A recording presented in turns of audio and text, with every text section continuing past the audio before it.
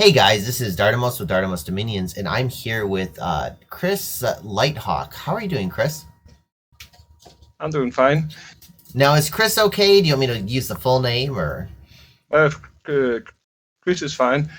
Okay, excellent. Now, we're going over Dominion's Tournament Game 5, and you were playing as EA Relay, correct? That's true. Now, why did you pick EA Relay? How did the draft go? I think I was number 7 or something, of 6 or 7 in the draft, and I actually would have picked Formoria if I could, because it was not banned. Because that's probably my favorite, and I think the strongest nation in EA. But that was picked before me, and then I picked EA Pandia because I think they're very strong, and I had played them before, and I have never lost to them. So, so I think I would play them again. I think we're gonna get along very well, dude, because you just went through like my top 2 list right there. Like, Fomoria is my favorite nation. I've won 3 times with them. Pangea is obviously my second choice. They're such a strong nation, and on my channel we've gone over this quite a bit, but let's go over a couple big hits or big points with them with their mages. What mages are you looking to use the most? Oh, actually, all of them. I mean, they all have very important uses. So the pants are very good because they have big nature and earth magic, and they can attract menace, which is also nice to have. And yeah, you can also stock them out. I didn't do that in this game, but it's also a possibility. What I like about the pan mages is that they can be used in so many different ways. All 3 of them, Yeah. 4 of them actually. There are 4 in EA. You also have the Dryad Mothers, and they're actually more useful than I thought they was, which we'll see in this game. Now, with the pans, did you? We're kind of spoiling a little bit, but did you go Turmoil Scales and try for the Maynard Rush, like the Maynard Hordes? Yes, I did want Turmoil, but I didn't want full Turmoil because you can't recruit enough. The White Centaurs. White Centaurs, Yeah. if you have full Turmoil. So I went with Turmoil 2. Now, I'm assuming you're going with some sort of Rainbow Bless on the White Centaurs, right? Yes. Okay. Now, with the Dryads, are you going to be using these for the researchers or the Hierophants? I use the Hierophants as the main researcher, but I also produce a fair number of Dryads, so I have them for seductions later, and also actually some socks also. So I produced a fair amount of Dryads and Dryad Mothers too, and use them for research also until I needed them. Now, I'm assuming that we're going to see at least a little bit of seduction, correct? Yes. Excellent. Now, do you use any of these other guys in the lineup at all? Other guys.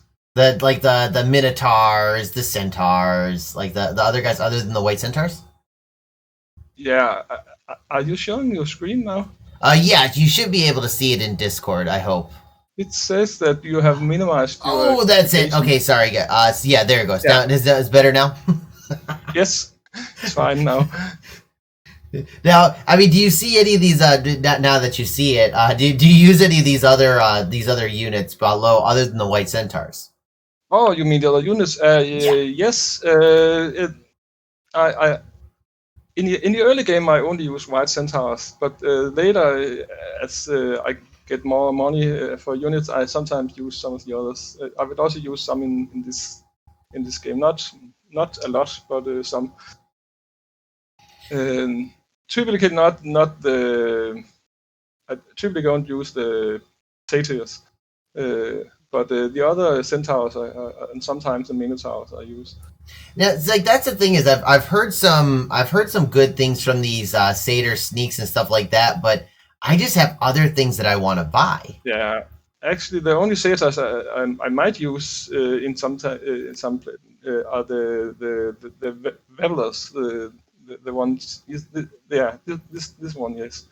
They are they have 2 attacks and go berserk and has good has pretty strong when they go berserk, so they can really kill stuff pretty fast, but they also die fast. So and they are more expensive than the other sets. So I mean, it'd be an interesting unit if there was like, and especially if you can cast the Strength of Giant on them, they're actually they're almost as and 2 attacks is good. If this was a sacred unit, it'd actually be an interesting unit.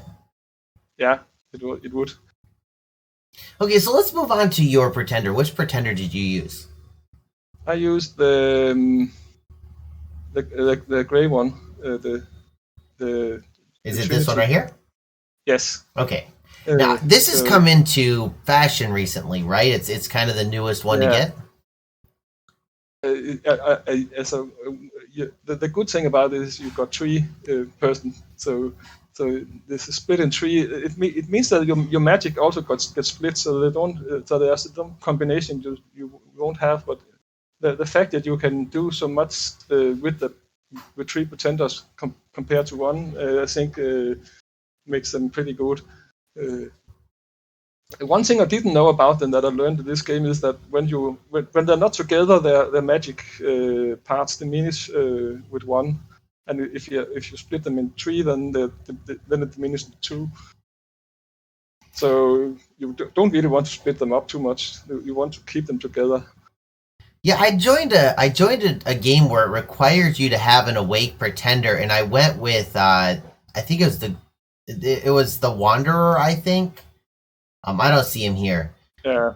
But it was a really interesting way of playing it because just being able to separate and have 3 different locations where you can claim and 3 different locations where you can have your pretender, casting big spells is kind of a huge deal. What did you go with your paths? I took I think 3 fire. No, wait a minute. I've got it right. Actually, I just pulled it up, dude. I think it's 6 fire. It's 6 fire, yeah, and 3 air, 3 water, and what? Is it 4 earth? I got you covered, dude. Let me put this in real quick, and then I got questions for this. I mean, this looks crazy expensive. It is. I mean, it's at least 3 in everything and 4 in quite a few. Yeah, when you take it in prison, it's not so bad any longer. Now, do you want to go through, what did you do with your 6 fire? I took major fire resistance and attack skill. Okay. Now, see, this is what I really like, because I really want the fire resist, but the attack skill on these white centaurs, I mean, that's huge, right? Yeah. It's important, but both because the attack skill is actually a bit low for a sacred, and you want to hit stuff. And secondly, when you take them with larger, as I did, then you need them to have high attack skill so they can actually repel stuff too. Yeah, this is one of my favorite things you were actually mentioning is that you went larger as well. Yeah.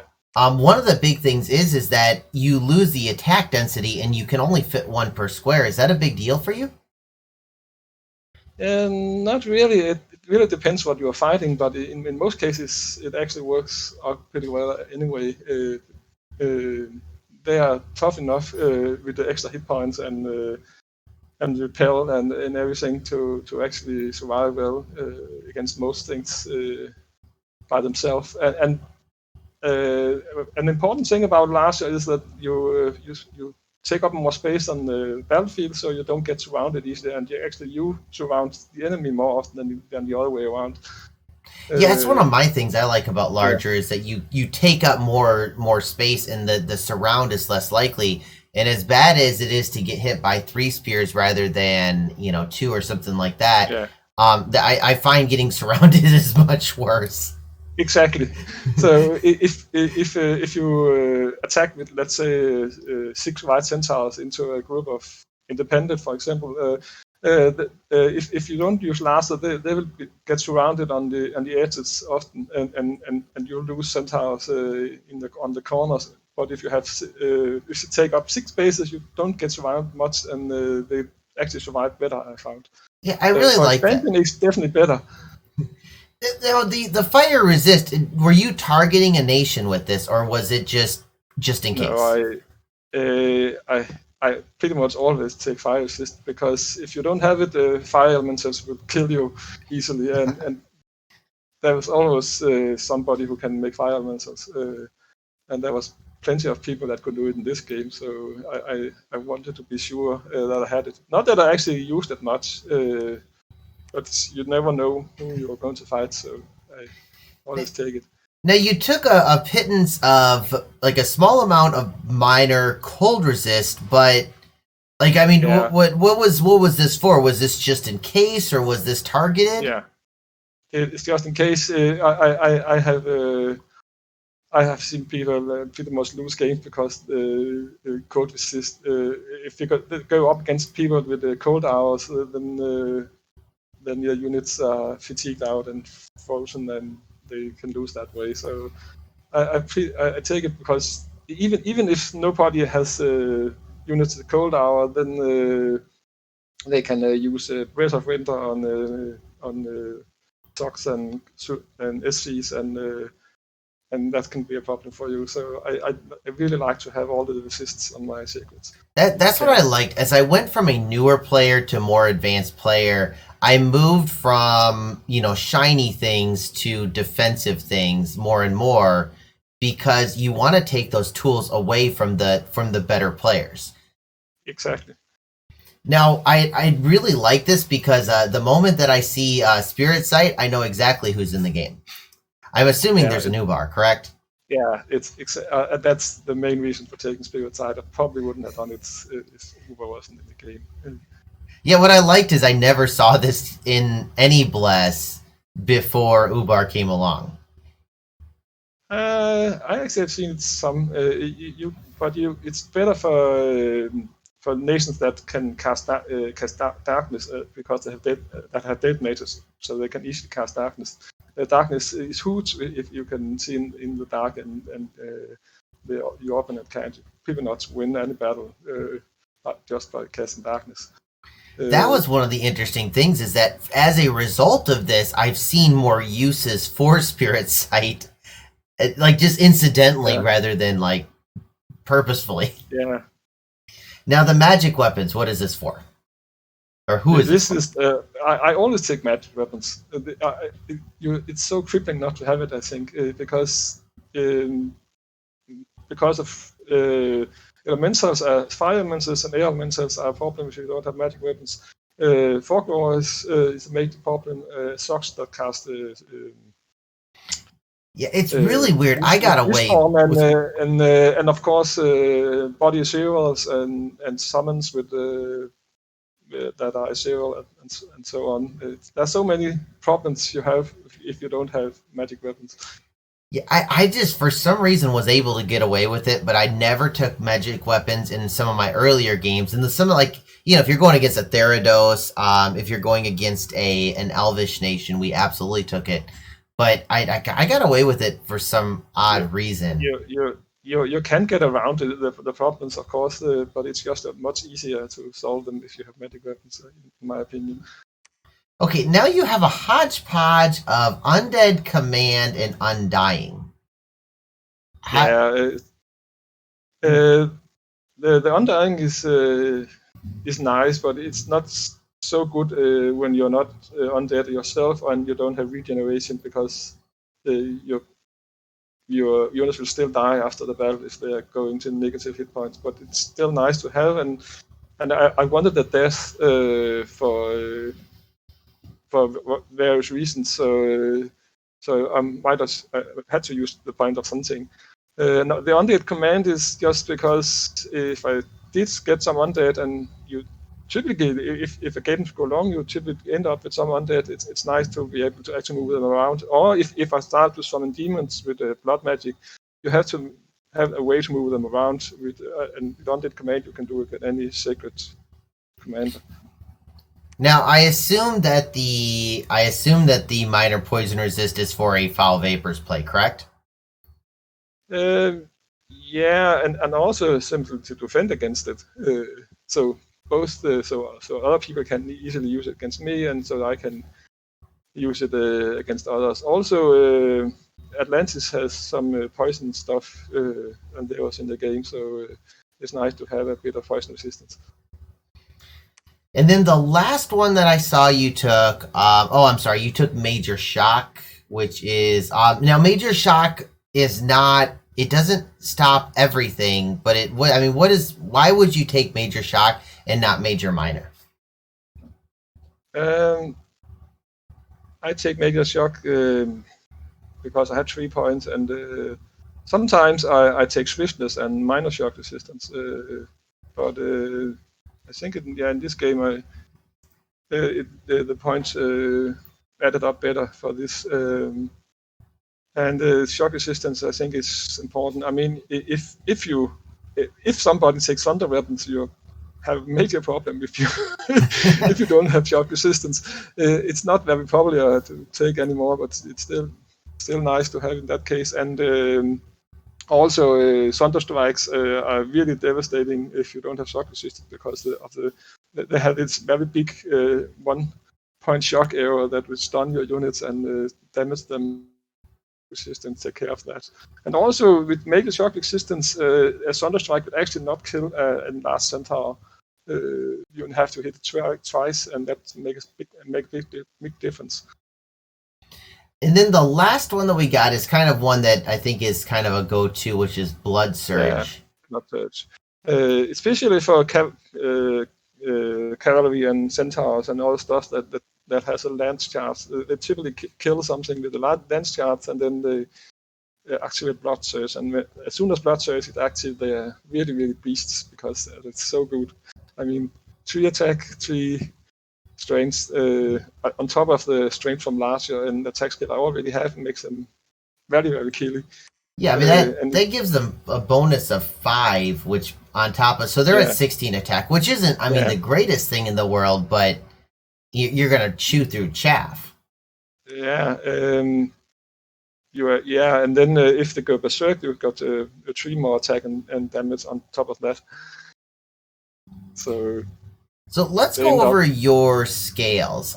You did not take full turmoil. Why? You said that was for the recruitment thing, correct? Yes, because you otherwise you don't have enough recruitment points for making as many white centaurs as you can. And you said that, and you've gone six dominions, so you can get 6 per turn, correct? Yeah, at least until I get enough temples for 7. But I can get 6 per turn almost from the start of the game. As soon as I have a few neighboring provinces, I have enough resources for that. Because white centaurs take almost no resources. Now you've gone 3 sloth, and then you went heat instead of cold. Why did you go heat rather than cold? Because cold makes snow limits your movement, and with larger you get 2 more movements, and that's actually just enough for you to attack past. You can actually attack into a province, an enemy province behind, and already you can actually go through a province like if you were a flyer, because you have enough movement for that. And also you can, it just gives you more movement within your own domain. So that's really nice to have. I'm starting to realize that fire or that heat aura is the way to go unless you have something really, really specific. But I mean, does Ubar have troops that require heat? Correct? No, they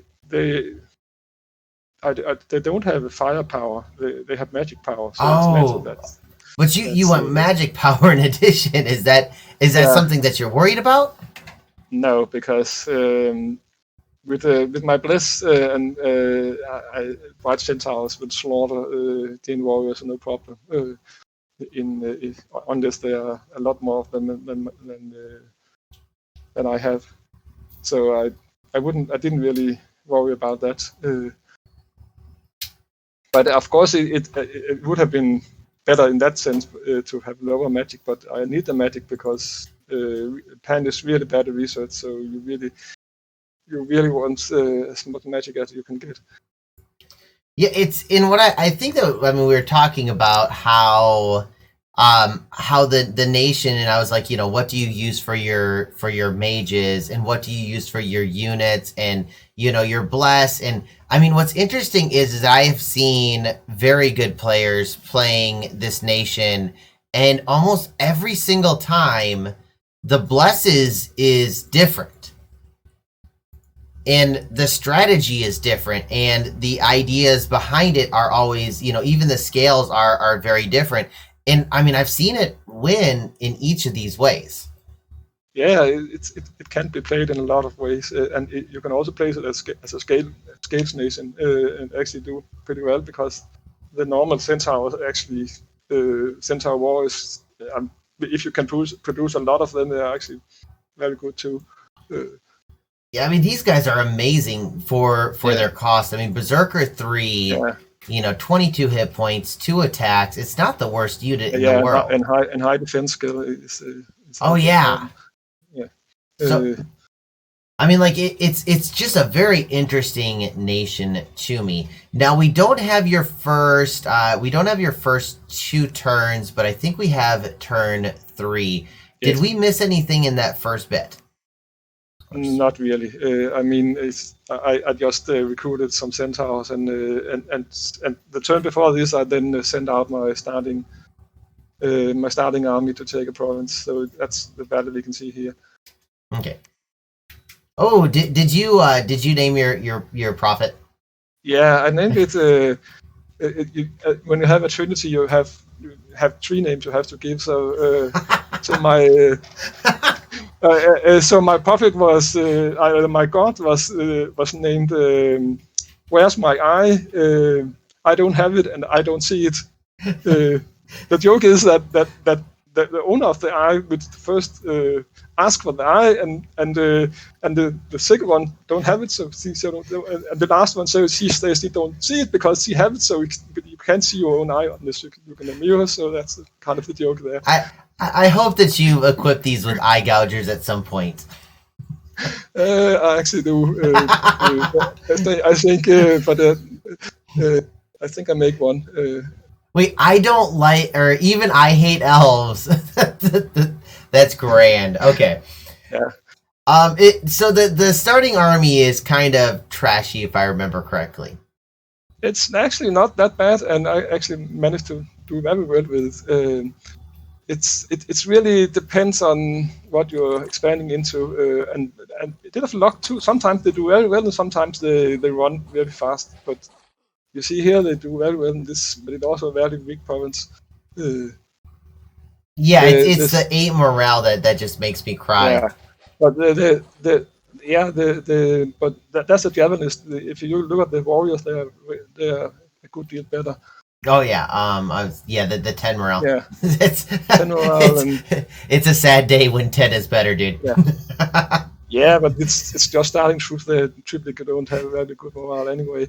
But their defense and attacks and the hit points are actually pretty good. 15 defense, 12 hit points, decent attack. Yeah, these guys are really good. And I mean the javelin it's always a javelin's a javelin. You can't go wrong with that. No, so they can do pretty well if you set them up well and you don't attack into so strong provinces. Now, I mean, how is your starting location? Do you like this starting location? Anything good? Anything bad about it? It was both good and bad. I mean, it's good because there's a fair number of forests around, so I could get some forests. And you need forests as Ep1 because that's really the only place you can get good forts. Because you can only get palisades in non-forest provinces. Now, do you want to fort up these, knowing that it will take resources from Pangea, or are you going to keep your cap circle free? I want to fort up at least one of them because if you look at it, it's mountain provinces and forest provinces, so they provide a fair amount of resources. So I plan to afford up one of them, maybe two. I haven't decided at this point, but of course I want the other forests to longer way and fort them up to.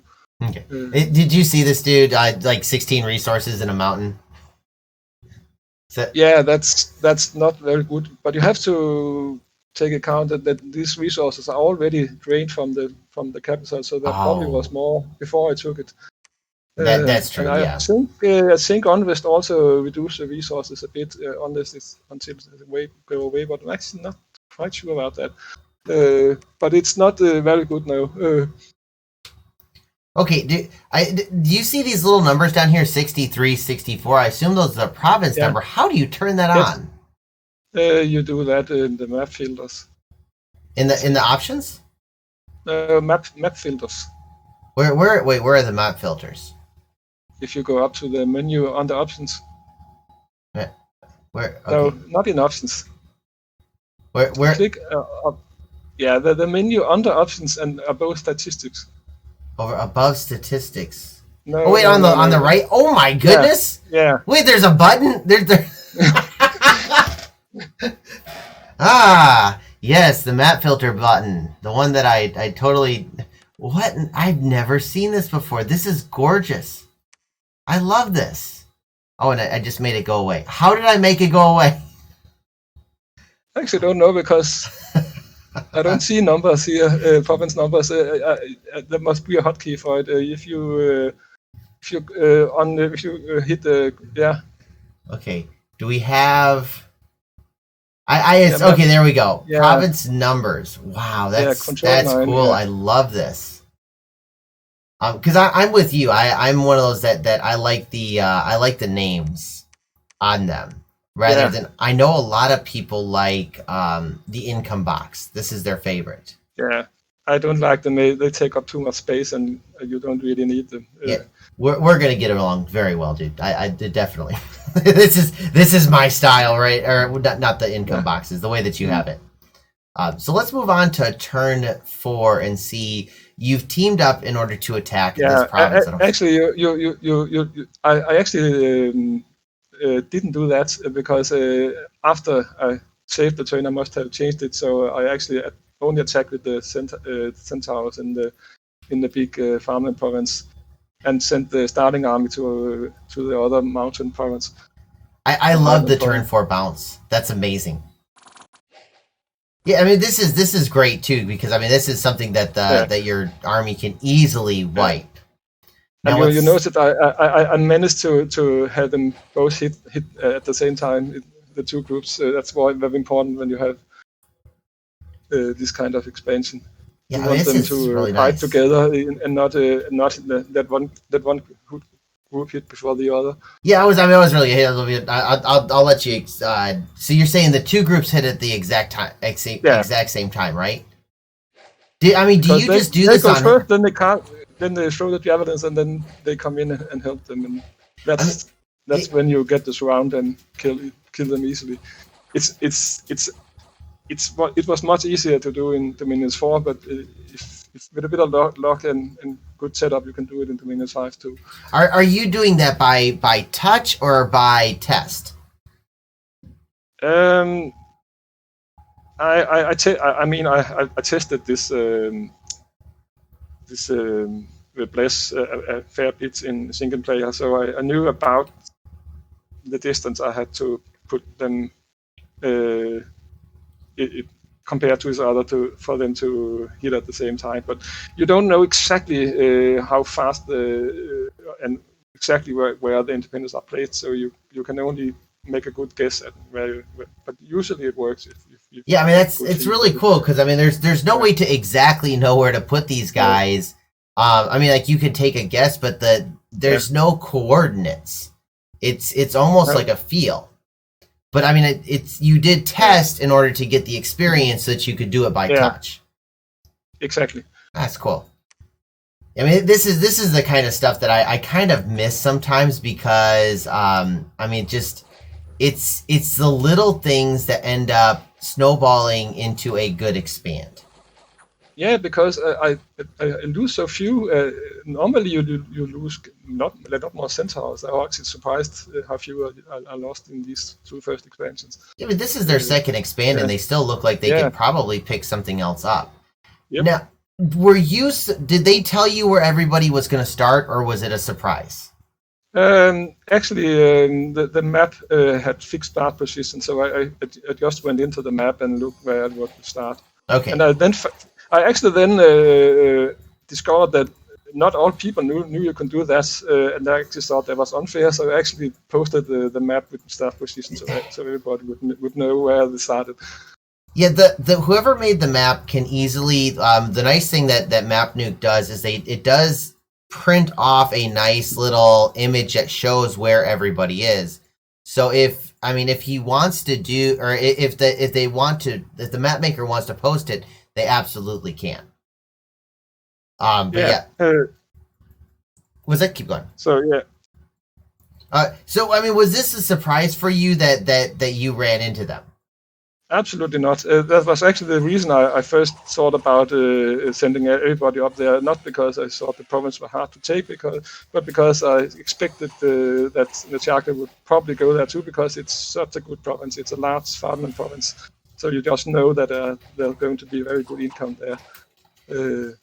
So I actually expect to bump with him, but then I decided no.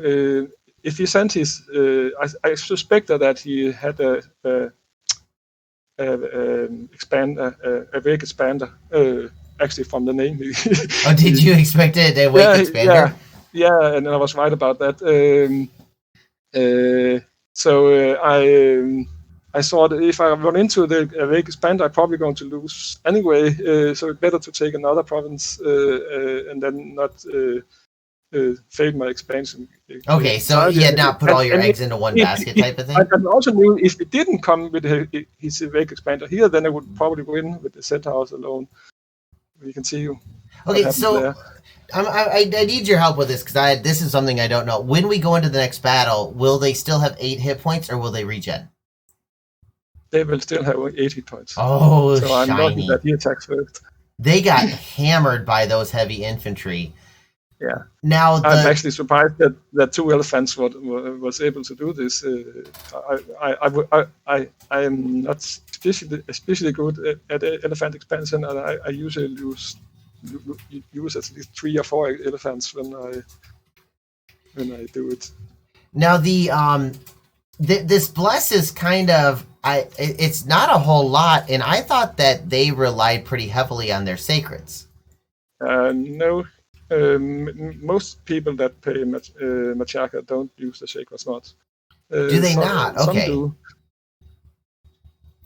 Because I don't know if you got to see that. Or actually, you commented on it. That there's a Machiaca player Sakane is playing in one of the games that I'm viewing, and he's using his guys because they start with magic weapons, so it kind of like a more of a budget. I guess it's like But you don't think they're worth it?